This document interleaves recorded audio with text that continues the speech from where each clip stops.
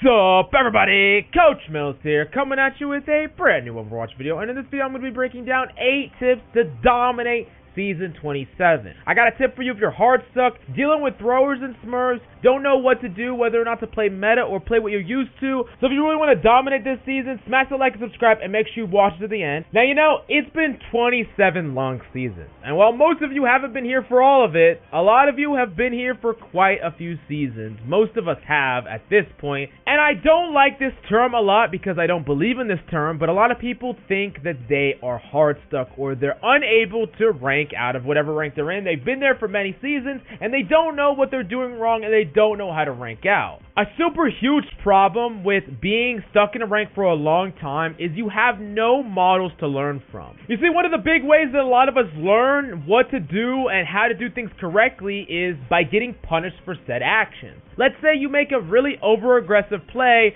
up against 3 enemy players, and by all accounts you should get punished, right? But in a lot of different scenarios, you're not, and you ingrain that in your mind as a good play. Now, that's a really extreme example, but what happens to a lot of people when they're stuck at the same rank for a long period of time is they learn things that they think are correct, and they learn incorrect things that are keeping them down, and some things they know are actually correct and some things aren't. And basically, it's like being in a super toxic environment, like being in a school where no one is listening to the teacher, everyone's throwing around, and you're trying to freaking learn how to do calculus, right? Because you want to be a goddamn astronaut or something. I don't freaking know, man. I'm a college dropout. Don't ask me hard questions. But going back to something I do know, which is Overwatch, one of the big problems is you're just in a really toxic learning environment that is teaching you bad habits all the freaking time. And of course, it's extremely difficult to get past that if you're just stuck there all the damn time. And what you have to learn how to do is understand when you made a play that should not have worked on paper but did anyways. It is really important to separate yourself from what is working or not working in game versus what actually logically makes sense on paper. Now, basically what I'm telling you is instead of going with the grain of game sense that you were developing in your rank, challenge the things that you think you know in your rank, and if you think something is true and you try it and it doesn't work, ask yourself hard questions like, maybe if I would have played this better it would have worked, or a better player would have pulled this off if they just did it a little bit differently. It wasn't that the plan was wrong, it's just that all these factors are different. Understanding that the proper way to play the game doesn't always reflect your games, but that doesn't mean you can just work against the system. Sometimes you gotta work with what you have to get that win, even if it doesn't necessarily equate to you playing the most perfect proper way, and being able to separate those two things is the first key to making it so you never get hard stuck in any game. Then we go to the next thing that you need to learn how to dominate in Season 27, throwers and smurfs. Everyone always talks about throwers and smurfs. First off, most of the throwers that you're going to be getting in your games are soft throwers or people that are just playing something that is vastly ineffective, like no one wants to go hit scan against the Pharah, or the friend has you on his Junkrat practice list in EU. Whatever the case may be, you got to understand that throwers statistically are just as likely to be on the enemy team as they are on your team. Actually, they're a little bit more likely to be on the enemy team because you yourself will never be that thrower, at least hopefully, and a lot of times you're gonna still win games where you perform very well even if someone is soft throwing. Now, of course, if someone is AFK and spawn and throwing around May walls to block in your team, yeah, you're probably not going to win that game. But like I said, that is not a large percentage of the games, first off, and second off, just as likely to happen to your enemies, which means it should be about a wash, even if it feels a lot worse being on the receiving end of it than it is dishing it out. Now, if you understand that concept, then you understand Smurfs are the same way. Now, Smurfs, of course, you're going to have a slightly less chance of getting a Smurf because you yourself are not a Smurf. Hopefully, you're playing on your main. So I think all in all, with slightly less chance of getting a thrower and slightly less chance of getting a smurf, but typically it's going to be 50-50, while some games might feel unfair, overall, if you play enough games, it will be fair and you're going to be the difference maker, and you just got to let that RNG play out a little bit instead of just taking one experience and applying it to every single experience you ever had. Now the next big question that a lot of people have is meta versus no meta. Should I play these meta characters? Is there a legitimate reason for me to swap? up, or should I stick with no meta, what I've been playing this entire time that's got me to this rank, even though maybe it climbed me up to plat and I can't get out of plat anymore after 3 seasons? Should I keep staying with what I'm staying with, or should I maybe play something meta? Well, this is kind of a hard question because it really depends on a lot of different factors. Now, while I tell you that meta does not matter at the lower rank, you could basically play any character you want and climb all the way up to at least Masters and even Grandmaster if you play well enough with legitimately any character. It can be progressively harder on certain characters that are very, very bad, quote-unquote, in the meta, or characters that don't really give you a lot of individual impact in order to shine in. Now, that being said, even more than that, some characters don't really develop you that much as a player, and maybe it's better for you to play some other characters. And of course, if you're ever in a rut, I often suggest people to switch up what they're playing, what they're maining, try something a little bit different for a while. As I also think that people that try multiple characters will get a better understanding or improve their game sense a lot more in Overwatch, even if eventually they settle on only 1 or 2.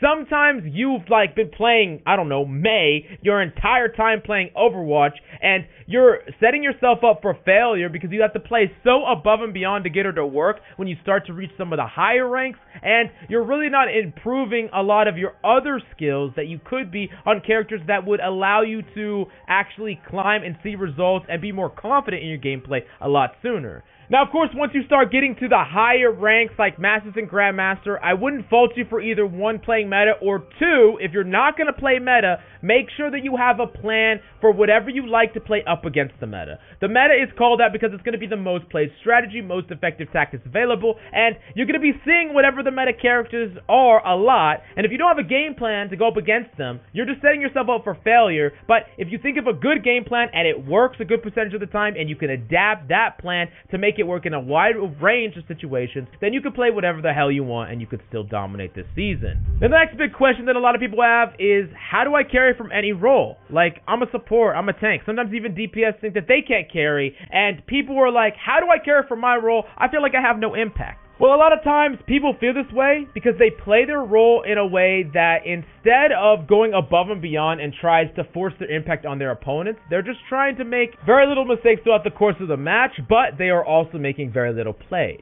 Now, there is a certain amount of legitimate power in just making very few mistakes, and especially when you're talking about the pro scene, someone who makes almost no mistakes is like someone you want on your team always, because things are defined by mistakes, and if you're making so little of them that you can't even see or point them out, then you're just doing your job perfectly, right? However, that only works when every single cog is working together in like a fully functional super machine. But that's not what a ranked team is, right? What is a ranked team? It's like a cog that is rusted, a cog that is tiny, and just a cog that's turning in the wrong fucking direction. You know, that's what ranked is in the machine, and the machine is a pile of garbage, right? Well, in that environment, just being the passive part that does its job is not going to be enough to carry the garbage to victory. You often have to go above and beyond what you normally would. When you have a good team, and sometimes you will get them, believe it or not, you can resort to that passive role, and in a lot of ways,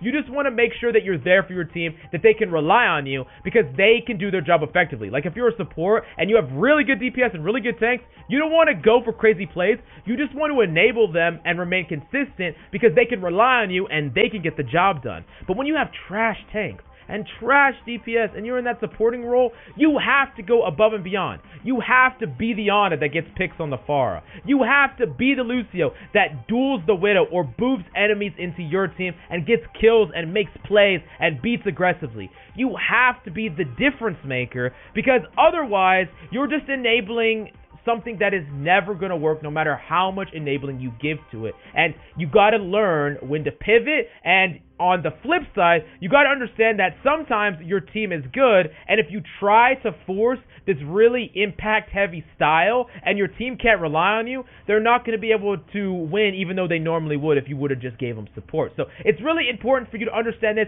from actually every role and understand what the weaknesses and strengths and quickly identify them in your team and decide how to change your playstyle according to that to give you the best shot at winning. So let's quickly talk about the biggest mistakes that are holding you back. First off, medals. I talked about that before. Medals don't matter at all. I don't care if you have gold healing as an off support. I don't care if you have gold damage as a tank. Does not matter. Medals mean very little, and they often completely misconstrue the game state. When characters can get medals for actually playing incorrectly, and some characters could be playing perfectly good or perfectly correct and they're not getting medals. So a lot of times it's incentivizing the wrong playstyle and toxicity. So just ignore it altogether. The same thing can be said for stats. People love to flex their stats like, oh, I have X heals per 10 and they're in gold, when someone in Grandmaster has half their heals per 10, and there's clearly a disconnect there, right? Obviously, having more heals doesn't mean more rank, so why are we associating stats with rank? No freaking idea. The next thing is stagnation, no focus. Some people really start to autopilot in this game, especially after you've been playing it a long time, especially after you have a main that you always play. Instead of challenging themselves to try to take the hard shots, to try to hit the crazy play, or make plays at all, they're autopiloting. They're doing the simple things. They're poking at the shield. They're doing the stagnation, the path of least resistance, and it's really preventing them from challenging themselves and pushing or stretching that muscle out of how or just how far you can go with your impact. And then the last big mistake that could be holding you back is no fundamental practice. Not practicing your sleep darts in training room, not practicing your wall running as Lucio, not practicing, I don't know, even your fire strikes as Ryan. I don't care. Practice the fundamentals of your character's abilities. There's always something to practice, whether it's an ultimate, whether it's the primary fire or an ability. Do yourself a favor and make sure that you are the best at whatever ability on your character we're talking about. And it's not going to be very hard to get there because, let me tell you a secret, not a lot of people freaking practice them. Now, the next big tip that I gotta give you that is guaranteed gonna let you win more games automatically, and it's just having positive communication. You're not backseat gaming. You're not doing any of that, telling people exactly what to do. You're giving clear, concise calls, talking about ultimates that two people have that can combo. Even if you're not involved in that equation, like you're a support, you can still say, hey, we have Grab Dragon. You can just mention that. You don't have to be passive aggressive, but you can let players know or think things on their mind that is going to help them logically come to the right conclusion in any given team fight. And you can just be generally positive, saying nice play, hyping people up, making jokes, doing whatever you have to. This gets people in such a good damn mood because it's so infrequent in Overwatch. People just want to be freaking toxic, but I promise you that my win rate on teams where people are laughing and joking is probably like 85%, and a team that is automatically toxic, that game is like an insta-loss, at least in my mind. I'm sure you definitely relate to that. So just try to keep up the communication, and maybe if you're too shy to talk or whatever the case may be, you could just put some funny joke in chat. I don't know, but I'm telling you, this is a tip that I guarantee is incredibly underrated. Now, the next thing that could be making you throw game after game, and it's tilting. This is extremely important for you to get a grasp on because a lot of players will keep playing tilted. If you know that you're tilted, if you know that you are not in a good mood, you should be stepping away from Overwatch or going to go play some other Overwatch-related modes like Triad Free-For-All, like Gun Game, something that can keep you mechanically warm. So if you want to play after the fact, after you cool down a little bit, but you should not be playing while you're tilted. That's the easiest way to end up losing a game because of some unluck, a smurf, a thrower, but then the next game you're playing, you're tilted. And on paper, if you were playing at 100%, you would have won that game, but because you're tilted, you say some offhanded remarks, someone else gets tilted, they start playing bad, you're playing bad because you're tilted, and you just lose that game when really you should have won it.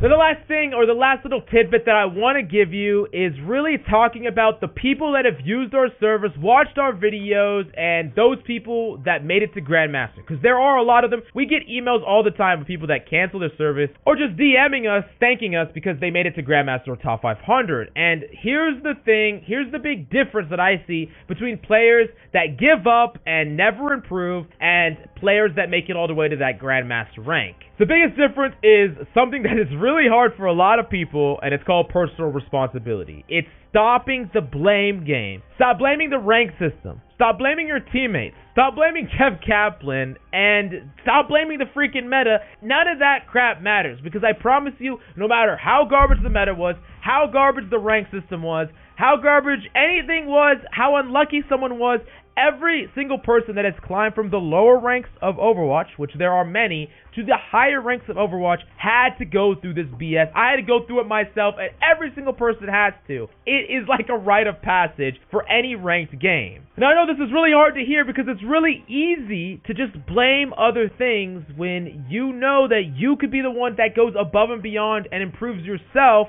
and even if everything's against you, you need to have the attitude that you're going to win in spite of that. You're going to get so goddamn good, it doesn't matter how many throwers, how many smurfs, you're going to roll those smurfs, you're going to carry those throwers, it doesn't even matter, and if you focus on improving yourself so much that all the other RNG factors don't even matter and just wash away, those are the people with that mentality that make it all the way to Grandmaster and top 500 and even beyond. And that's what you need to have. That's what you need to strive for every single day. And I know it's not easy, but here, the Game Lead community is here to help, and so am I. So, I hope you enjoyed the video. Smash the like and subscribe if you learned something. But thank you so much for coming by. I hope you enjoyed the video. That's all I got for you today. I love your faces. Send feet pics, and I'll see you tomorrow.